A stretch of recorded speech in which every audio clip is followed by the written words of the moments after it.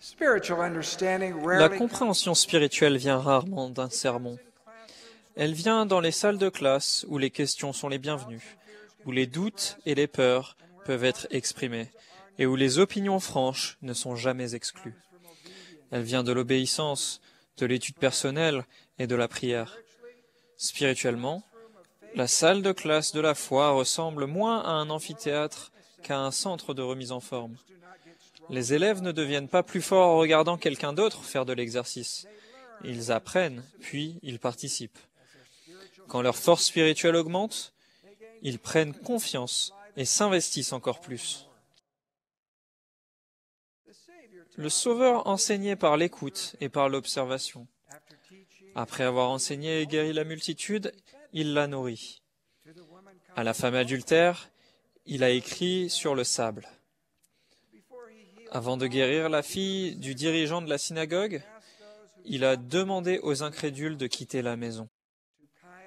Et à Caïphe, le grand prêtre, il n'a rien dit.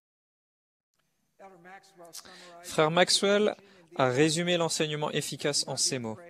N'ayez pas peur de répéter les mêmes choses lorsque vous enseignez. Posez des questions inspirantes.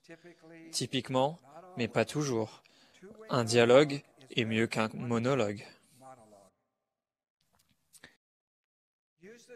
Utilisez les Écritures. Racontez des histoires et des paraboles simples, ainsi que des exemples tirés de la vie réelle. Posez des questions. Demandez aux élèves d'enseigner et d'exprimer leurs sentiments. Encouragez-les à agir avec foi et à faire rapport de ce qu'ils apprennent.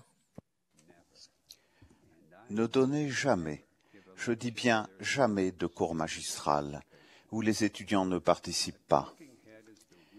La façon présentateur est la plus mauvaise façon d'instruire une classe.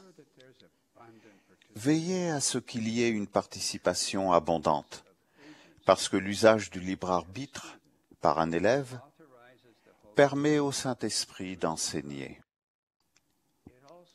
Cela aide aussi l'élève à retenir votre message. Lorsque les élèves parlent des vérités, celles-ci sont confirmées dans leur âme et elles fortifient leur témoignage.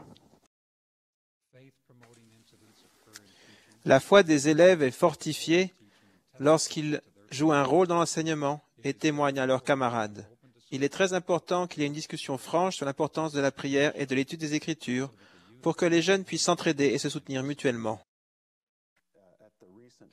L'un des commentaires qui a été fait lors du dernier séminaire des présidents de mission était vraiment intéressant.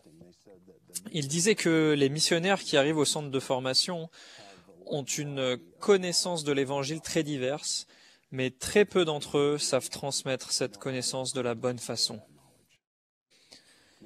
Concernant ces deux domaines, la connaissance elle-même et le témoignage, et la capacité de savoir enseigner cette connaissance de la bonne façon, nous devons avoir un impact dans les programmes du séminaire et de l'Institut, ne trouvez-vous pas? Et ce sont les domaines où nous pouvons faire changer les choses. J'ai un fils qui vient de partir en mission il y a un mois, et je repense à l'influence que ces leçons de séminaire puis d'institut ont eu sur lui. C'est dans la maîtrise des Écritures, dans la compréhension de base des ouvrages canoniques, dans le témoignage des apôtres et des prophètes des derniers jours, et dans la capacité d'enseigner cela à quelqu'un, qu'il a eu la chance de pouvoir vraiment se former à enseigner. Je suis reconnaissant pour tout ce qui a été fait pendant ces leçons.